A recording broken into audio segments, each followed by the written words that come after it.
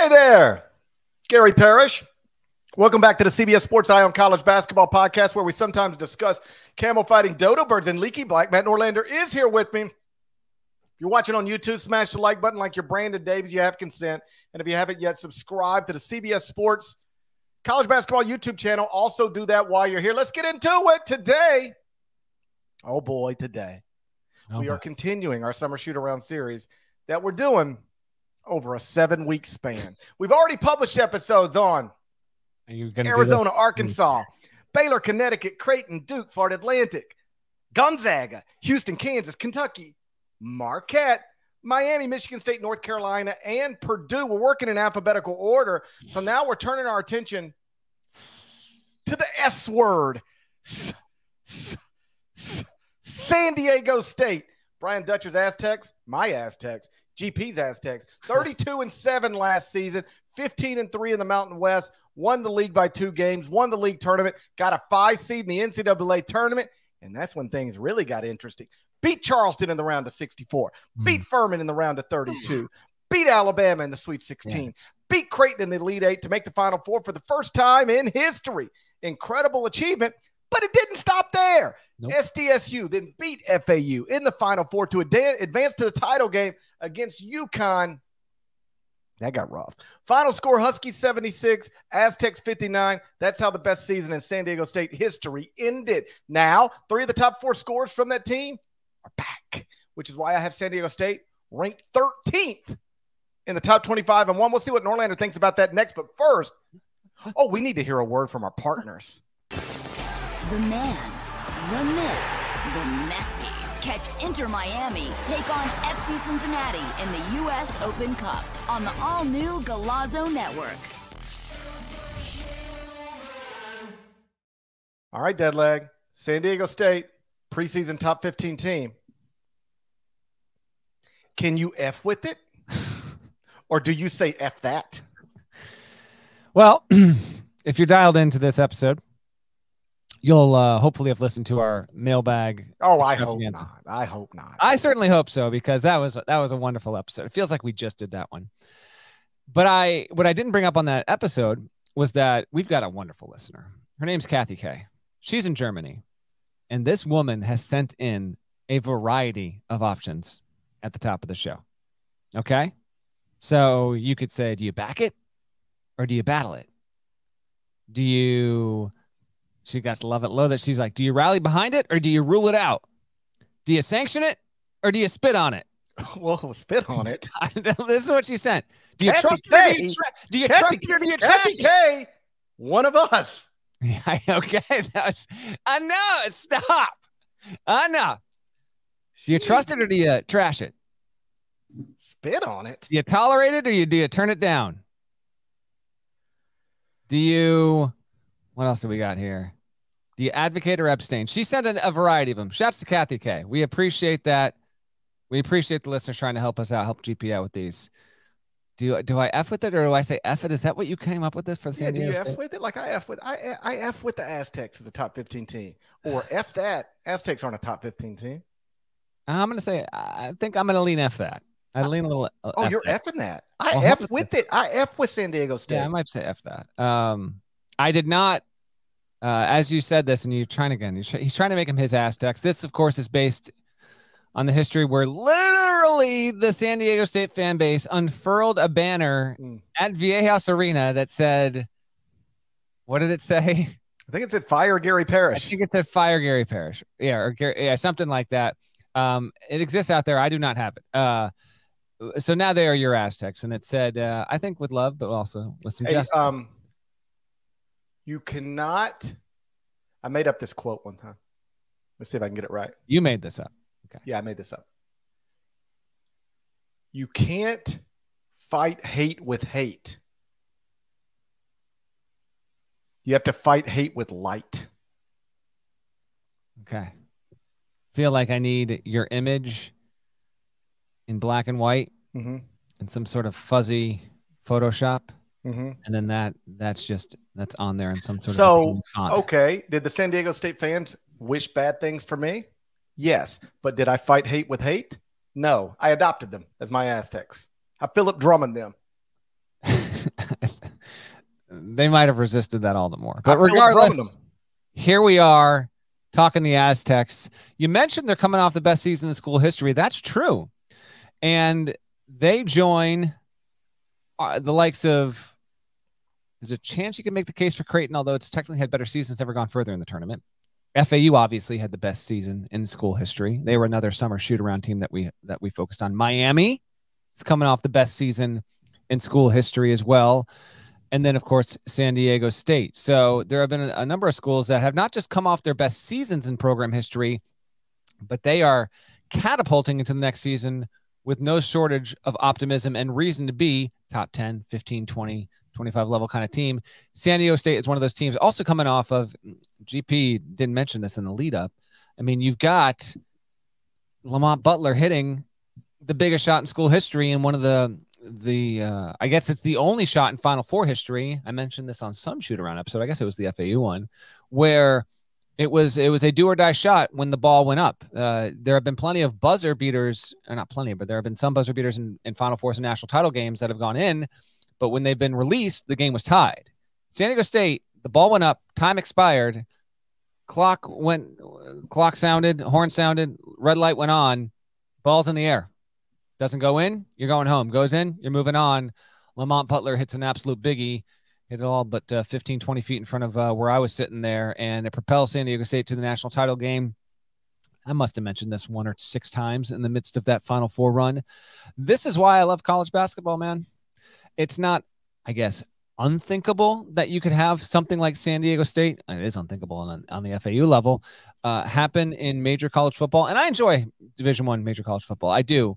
But you just don't get San Diego State type stories here. And San Diego State came from practically nothing. I'm not going to completely go down the history of what this program was and what it was built to, but San Diego State fans know. And if you really check out what they did not do up until about the year 2002, 2003, 2004, early this century. And then Steve Fisher built it into a legitimate powerhouse. And Brian Dutcher has been able to now really, he was a long time assistant there. And now he's got it rolling to where GP's got him top 15 in the country. And they're going to bring back a decent crew. They don't bring back everyone, which is why I said maybe I'm more likely to dismiss top 15 status because they lose the likes of Matt Bradley, who's gone. Nathan Mensah is gone. Kashad Johnson went and transferred to Arizona. He's gone. Those are the 3 most important players, but they bring back some other key pieces as well. When you see this Aztecs team, your Aztecs, what do you see, GP? One of the things I remember telling my kids, and I made this up. Okay. I said, returning hate for hate multiplies hate. Okay. Darkness cannot drive out darkness. Only light can do that. Hate cannot drive out hate. Only love can do that. So I invented that. The quote is now changing. All right. Yeah. I mean, I just had to flesh it out a little bit, Got it. Yeah.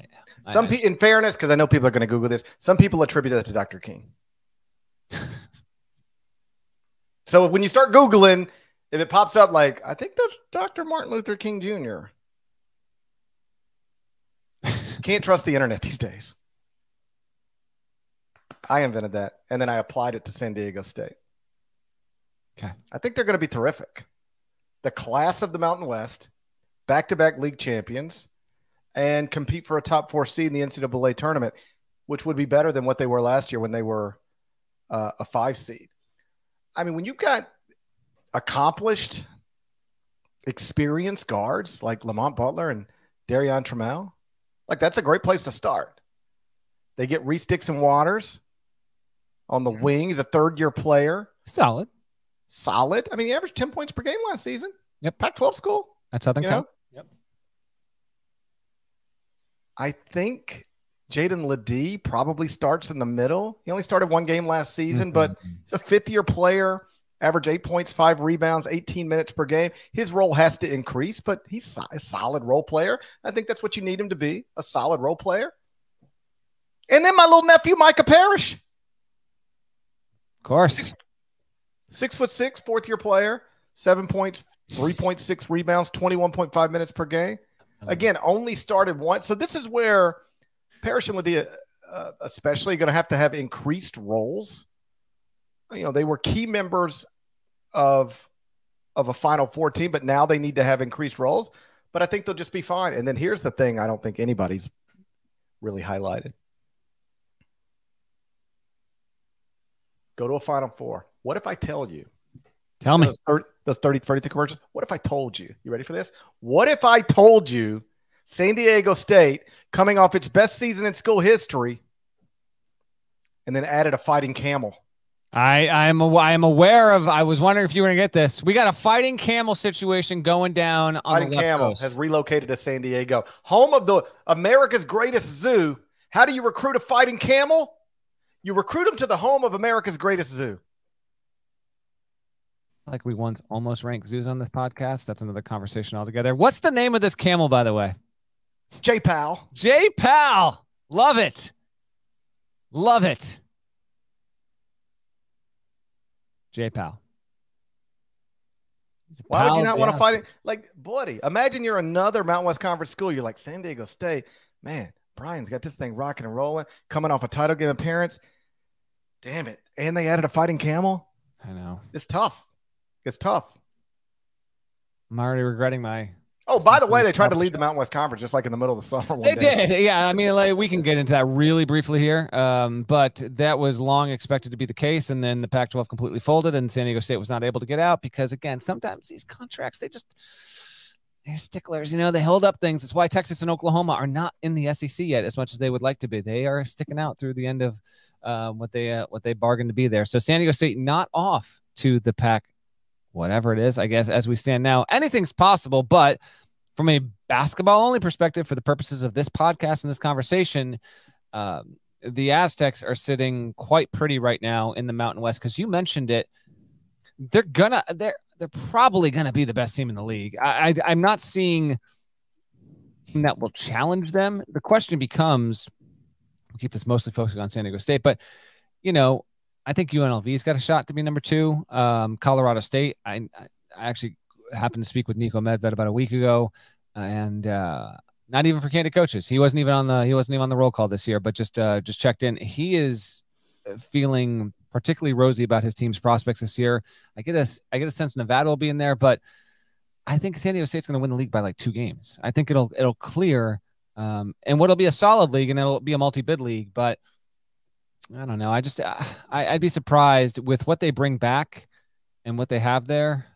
I'd be surprised if they don't wind up again finishing atop that league.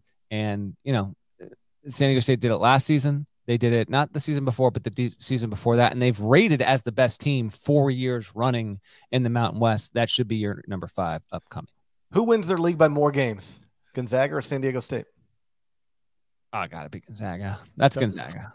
Gonzaga, because there's just the Mountain West. Mary's is good, but that's a good question.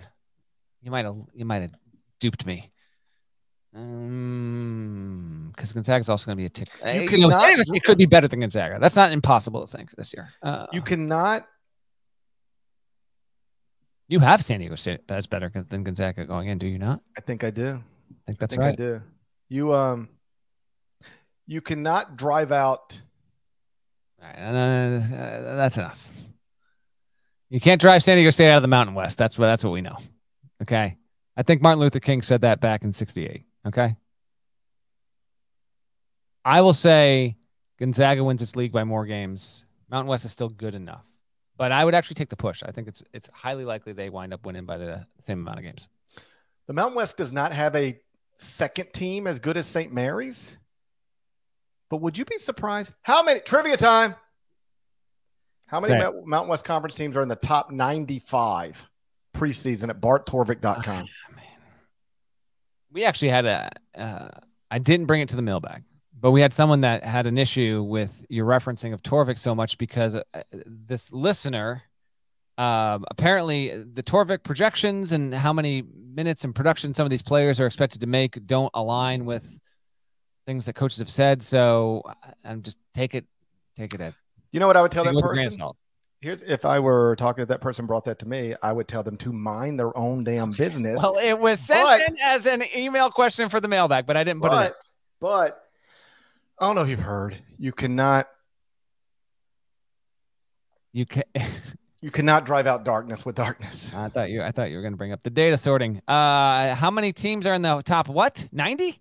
I wish you could drive out darkness with darkness, though. Wouldn't that be easier? I'm going to say. God, that'd be this easier. feels like a leading question. But Mountain West is good. You know what? I'll say there are 4 teams in the top 90. If you said top 90, I forget. I found the Mountain West Conference's biggest hater. It's dead leg. Is it 8? I don't know. It's I said 4. 8. Is it really? It's 8? 8. Name them. Okay, sure. You've got SDSU, Nevada, Colorado State, Boise. It's 4. New Mexico would be 5.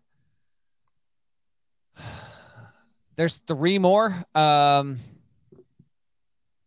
have I? UNLV is 6. UNLV is 6. Sorry about the phone call. I don't know if that came through. You cannot drive out ringtones with ringtones. That's 6. I'm a 6 or 6, I assume. What? And good God, that's enough. Come on, Nico. Come on, Nico. It's Nico Medved calling. Yeah, of course it is. Calling right now. He knows we're talking about him. I'm 6 or 6. So San Jose State, are they in there? 89th. Are they really? So that's 7. So I don't think it's Air Force. And who am I missing? The one you haven't named is 95th. Oh, okay. So not Air Force. Let's see. Mountain West. Who am I forgetting? Oh, Fresno State. Fresno State's not in the top 95. Okay. Rodney Terry ain't walking through that door. Wyoming is not in the top 95. So who am I missing? I didn't think of you. Wyoming. Utah State. Oh, come on, Matt. That's a terrible job. Terrible job. 8 Mountain West Conference teams are in the top 95 at Torvik. 8. All right? Yeah. How many Big East teams do you think are in the top 95 at Torvik? Since you teed it up like this, I'll say 7. 8. Okay. Basically, the Big East and the Mountain West are the same leagues. Yeah, that's what people are saying. That's what people are saying within the industry. That's the word within the industry. The word within the industry is the Mountain West and the Big East. They're equal powers. That's equal conferences of equal strength. Yes. Just for some context, A10 has 5. The American has 3. That's bad. 3 in the top 95. Florida Atlantic, Memphis, UAB. West Coast Conference only has 2. Gonzaga, St. Mary's. Yeah. But the Mountain West has 8. What's the Pac-12 Mountain West is on the come up. What's the Pac-12 got? More. I looked it up. Trust me. That's the first place I looked. You were just sorting all sorts of data. I've been sorting data all week. I gotcha. This is not a mailbag episode. These are quick. So you got anything else, or should we do this schedule rundown? Yeah, I think I've said everything I need to say. Okay. The non-conference schedule, surprisingly enough, has not been released by San Diego State yet. They have released their conference schedule. That is an unusual move. But here's who we know SDSU is playing. They're going to open against Fullerton. They're going to play at BYU on November 10th. That's a good game. They're going to host Stanford.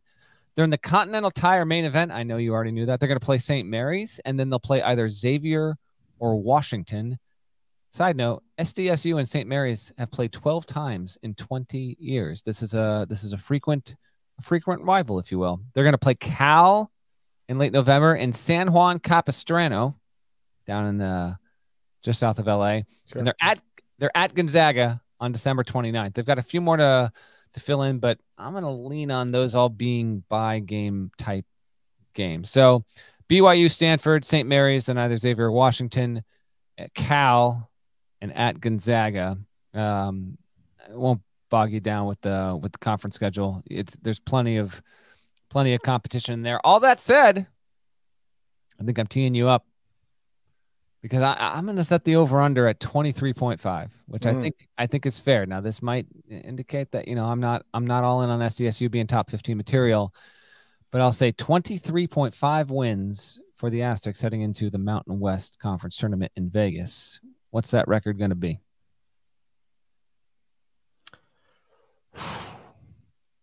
I only heard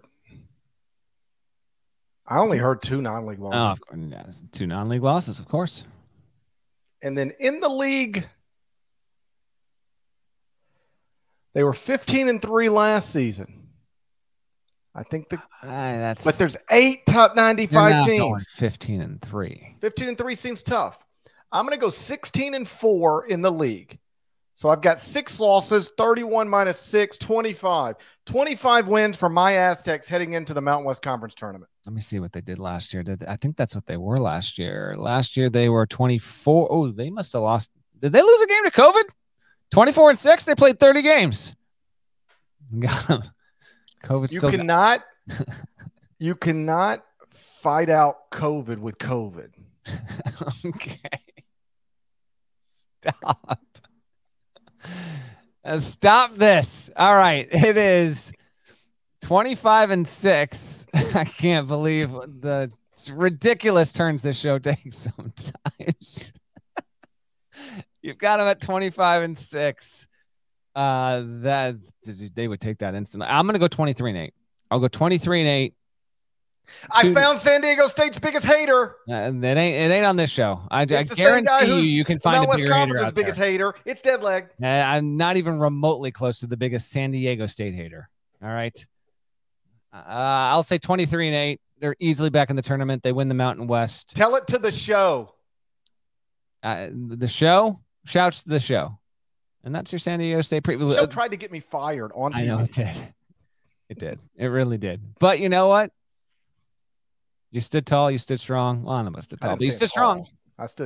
You stood strong and you made it happen. I stood short, but I did stand strong. You did. One last takeaway from here on SDSU. It's a pretty cool story to see that Dutcher, who waited a long time to get this job, has been able to come in and have a tournament level team in 5 of his 6 years. The one year he didn't go was 19. They won 21 games that year anyway. They would have been, San Diego State would have been that 2 seed in that COVID year. You can't fight COVID with COVID. That's what I'm. And, 5 seed last year, they go to the national title game, which is just an awesome story, man. Just they were 1 win away from winning the whole damn thing. They had some one and dones previously under Dutcher. This last season was actually the first time they'd actually won a game in the tournament, but he's making it work there. And I think that no matter if San Diego State's going to remain in the Mountain West or if there's some amalgamation of whatever the Pac-4 is, I don't know. I don't know what's going to happen there, but the program is set up to thrive in men's hoops. Dutcher seems to be the right guy for the long term. He's doing a wonderful job there. And let's see if we can get, if Trammell really, does Trammell grow into a top 15 guard in the country? I don't know. I think he's got potential to do so. Lamont Butler, can he grow into one of the more predominant scorers and make a big jump after scoring, 8 and change last season? Those things will need to happen. I think they can happen. And San Diego State's got a nice balance here of the league schedule will be challenging. And it's not like super appealing non-league, but they didn't go out and schedule easy. Like they got to go to BYU. Stanford should be better. They're going to get St. Mary's and either Xavier or Washington, and they're at Gonzaga. There's definitely enough there. We'll be talking about the Aztecs plenty in November and December, primarily because they are my Aztecs. We buried the lead on that show, but they should be headed for yet another NCAA tournament and doing just well under Dutcher. Coaches who have been promoted, they're assistants at a school, head coach retires, they get promoted to a head coach for the first time. Who's better than Brian Dutcher? 6 years, 4 NCAA tournaments, would be 5 and 6, but 2020 was canceled. 3 Mountain West Conference titles, 3 Mountain West Conference tournament titles, 2023 Final Four, 2023 title game. Who's better than Brian Dutcher? I'll give you some options. Mark Few. Yeah, and Tom Izzo. Yeah. John Shire. Too soon. Oh, it's too soon for John Shire. Way too soon. Come on. Okay. But can we agree Brian Dutcher's on the short list of greatest assistants to ever be promoted? Yeah. On their own bench to a head coach for the first time. Yeah. Not many people have ever done it better than Brian Dutcher. You got to be there. I've been joking around almost for 24 minutes now. It's the best. But I'm serious about that. He's if you are Syracuse and you've just done this, or you are any other school that does this, you are hoping that it goes as well for you as it has gone for San Diego State with Brian Dutcher. I agree. Let's roll. Shouts, Devin Downey. Shouts to Chester, South Carolina. Shouts to Huck. Shouts to Larnell. Thank you guys once again for listening and watching. Eye on College Basketball Podcast. If you're not subscribed, please subscribe anywhere you subscribe to podcasts, including Apple and Spotify. Rate it, review it, leave a comment. More of us than there are of them. That needs to be reflected in the comments. You cannot drive out darkness with darkness. Can you drive out COVID with darkness? I don't think so. No, but I've never thought about it. Yeah. I wish you could drive out darkness with darkness. And I'm not willing to give up on that, by the way. I think maybe you can someday. I think maybe we'll get back to that. Driving out darkness with darkness. But we'll see, you know? It's a crazy world out there. What's our next episode, GP? Oh, by the way, man, I wanted to mention this off the top. I might pre-record something off the top too. Go and bid. This episode, when it goes, this is the last one. The bidding for the bonus episode ends Friday. You're listening to this episode on Wednesday. When we do the Friday episode, I mean, technically you could listen to that in the morning. There'll still be a few hours left. So this is technically the penultimate one, but please go and bid. As it was discovered on the Tuesday mailbag show, it's not just that if the winning bid gets to $1,000, we're going to do a private. It was FaceTime originally. I think we're going to do a Zoom. Zoom is just much more practical.